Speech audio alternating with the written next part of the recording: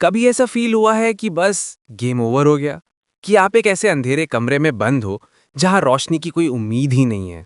मैं वहां थी, एक छोटे से हॉस्टल रूम में, आंखों में आंसू और दिमाग में सिर्फ एक आवाज, प्रिया, तुझसे नहीं हो पाएगा, गिव अप कर दे।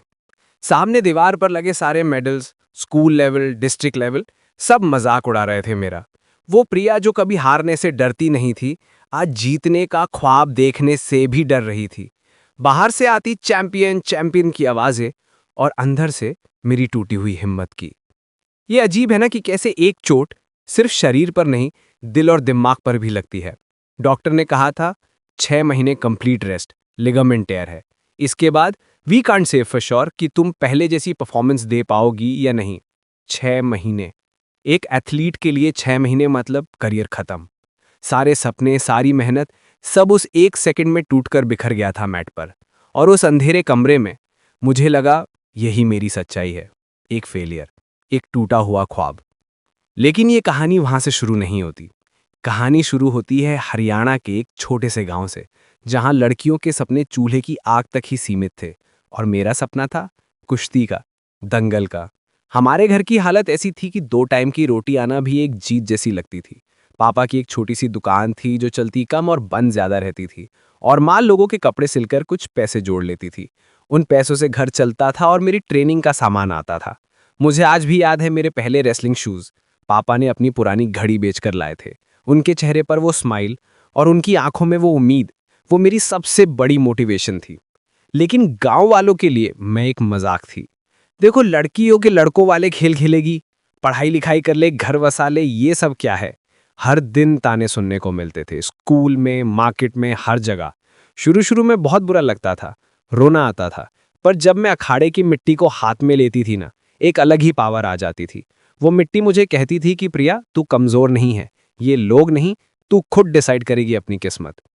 मेरा स्ट्रगल सिर्फ अखाड़े में नहीं था, पढ़ाई में भी था। इंग्लिश में हार्ड टंग था। जब नेशनल कैंप के लिए शहर आई तो सब लोग आपस में इंग्लिश में बात करते थे। मैं कोने में चुपचाप बैठी रहती थी। एक अजीब सी फीलिंग थी, इन्फीरियोरिटी कॉम्प्लेक्स। अखाड़े की शेरनी बाहर आते ही एक डरी हुई बिल्ली बन जाती थी।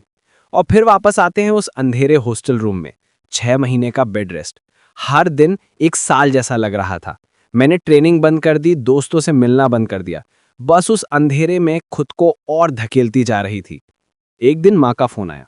मैंने उनसे झूठ बोला कि सब ठीक है, ट्रेनिंग अच्छी चल रही है। लेकिन माँ तो माँ होती है ना। उसने मेरी आवाज से सब पहचान लिया। उसने बस एक बात कही, प्रिया, याद है जब तू छोटी थी और पहली बार कुश्ती लड़ने गई थी? तू अपने से डबल साइज के लड़के से हार गई थी और रोते रोते घर आई थी। तूने कहा था, माँ, मैं कभी नहीं जीत पाऊंगी। तुझे याद है मैंने क्या कहा था? मुझे याद था। माँ ने कहा था, हारना प्रॉब्लम नहीं है बेटा, हार मान लेना प्रॉब्लम है। गिरना प्रॉब्लम नहीं है, गिरकर उठना नहीं, वो प्रॉब्लम है। अखाड़े की मिट्टी से पूछ कितनी बार रोंदी जाती है, पर हर सुबह नई कुश्ती के लिए तैयार रहती है। फोन रखा और मैं काफी देर तक सोचती रही। कुछ तो था उनकी बातों में, वही मिट्टी जिसने मुझे पहचान दी थी। क्या मैं उस मिट्टी को ऐसे ही छोड़ दूंगी? क्या मैं उन लोगों को सही साबित कर दूंगी जो कहते थे कि मुझसे नहीं होगा? उस रात मैंने एक डिसीजन लिया। शायद मैं पहले जैसी कुश्ती ना लड़ पाऊं, शायद मैं दोबारा ना जीत पाऊं, पर मैं हार नहीं मानूंगी। मैं लड़ूंगी, अपने आप से, अपनी इस चोट से, अपने इस डर से। अगले 6 महीने मेरी जिंदगी का सबसे मुश्किल दंगल था। हर सुबह 4 बजे उठना, घुटनों में इतना दर्द होता था कि आंखों से आंसू निकल जाते थे, पर मैं लुकती नहीं थी।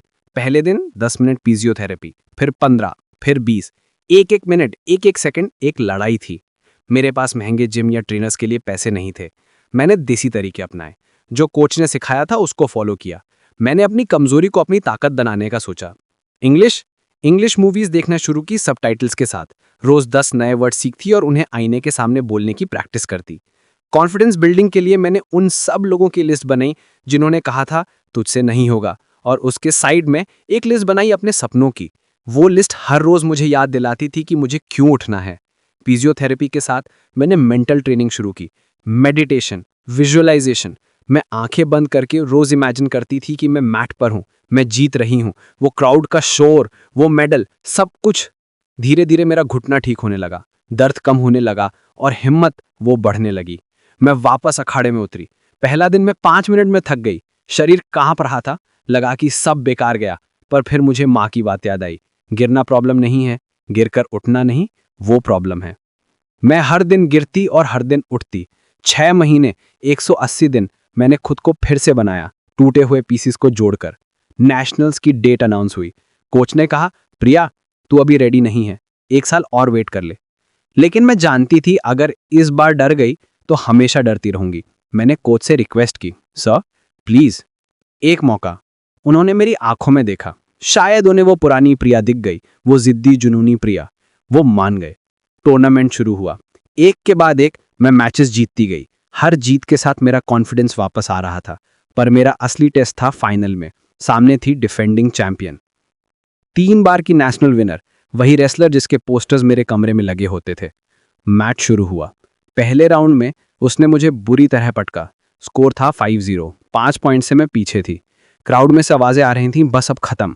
एक पल के लिए मुझे भी वही लगा, वही अंधेरा कमरा, वही आवाज, तुझसे नहीं होगा। मैंने आंखें बंद की, एक गहरी सांस ली और मुझे अपनी माँ का चेहरा दिखा, पापा की वो मुस्कान और अखाड़े की वो मिट्टी। आखिरी 30 सेकंड्स बचे थे और मुझे जीतने के लिए 6 पॉइंट्स चाहिए थे। एक इम्पॉसिबल टास्क। मैंने अपनी सारी ताकत, सारी हिम्मत उस एक दाव में लगा दी। वो दाव जिसे मैंने अकेले में हजारों बार प्रैक्टिस किया था। वो दाव जिसे सब कहते थे कि ये लड़कियां नहीं कर सकती। मैंने उसे उठाया और फुल 5 पॉइंट थ्रो।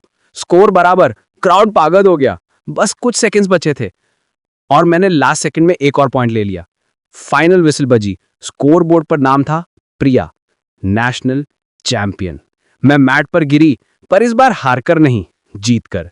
मेरे आंखों में आंसू थे, पर ये खुशी के थे। वो शोर, वो तालियां, सब कुछ एक सपने जैसा लग रहा था। आज उस बात को कई साल हो गए हैं। मेरे पास नेशनल्स के बाद इंटरनेशनल मेडल्स भी हैं। मैंने अपनी कमाई से अपने गांव में लड़कियों के लिए एक रेसलिंग एकेडमी खोली है।